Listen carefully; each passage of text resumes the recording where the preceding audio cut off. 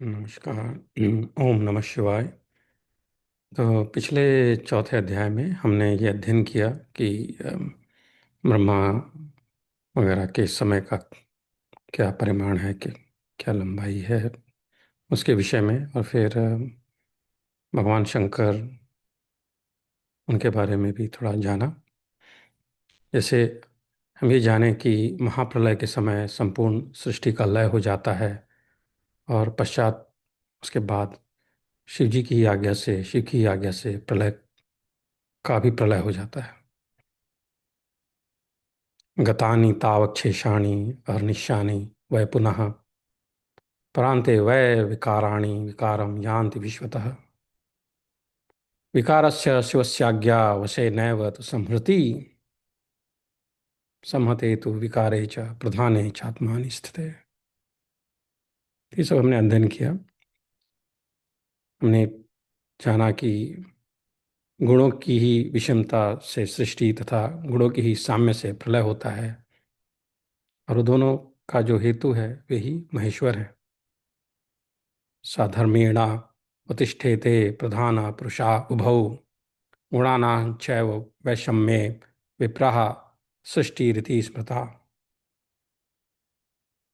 साम्ये लयो गुणानांतु तयोर्हेतुर्महेश्वरः लीलया देवदेवेन सर्गास्तविद्रग्वधा कृतः। असंख्याताश संक्षेपात् प्रधानादन्वधिष्ठितात् असंख्याताश कल्पाख्या या संख्याता पितामह। इस प्रकार असंख्य कल्प, अनगिनत पितामह ब्रह्मा और असंख्य विष्णु उत्पन्न होते हैं, किंतु वे महेश्वर मात्र एक ही हैं। प्रकृति अपनी लीला से प्राकृत सर्ग की रचना करती है, और उस परमात्मा की वृत्ति तीन प्रकार के गुणों सत रज तम वाली है। उस अप्राकृत का अपना न कोई आदि है, न मध्य, न अंत है। ये सब हमने जो है चौथे अध्याय में जाना। हमने जाना कि प्रलयकालीन रात के बीतने पर ब्रह्मवेत्ताओं में श्रेष्ठ ब्रह्मा जी उठे और चराचर जगत को शून्य देखकर उन्होंने सृष्टि करने का विचार किया। और उन सनातन ब्रह्मा ने वराह का रूप धारण करके जल में डूबी हुई पृथ्वी को निकालकर उसे पुनः पूर्व की भांति स्थापित कर दिया। उस पर नदी, नद तथा समुद्रों को उन प्रभु ने पूर्व की भांति पुनः कर दिया।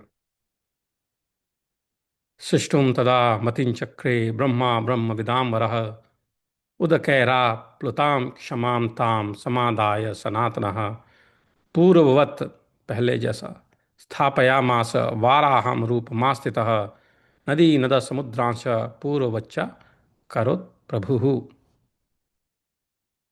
कृत्वा धराम प्रयत्नेन निम्नोन्नति विवर्जिताम धरायाम शोचिनाथ सर्वान् गिरीन् दग्धान पुरा ज्ञना। ब्रह्मा जी ने प्रयत्न पूर्वक पृथ्वी तल में दबे हुए तथा उठे भागों को ठीक करके उन्हें समतल किया, और उन्होंने पूर्व काल में अग्नि से दग्ध सभी पर्वतों को धरा पर पुनः पूर्वत बना दिया। तो ये बातें हमने चौथे अध्याय में लिंग पुराण की सीखी, समझी।